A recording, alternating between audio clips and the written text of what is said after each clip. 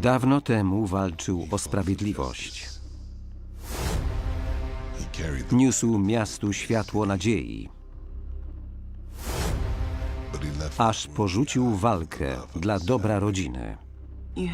Dość. Dzieci potrzebują ojca.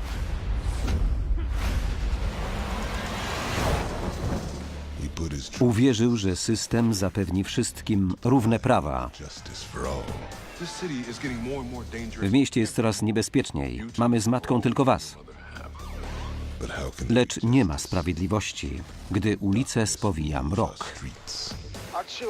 Dzieci giną i nikogo to nie obchodzi. Puść ją. On powstrzyma ogarniające nas zło. Czas, by powrócił i rozświetlił ciemności raz jeszcze.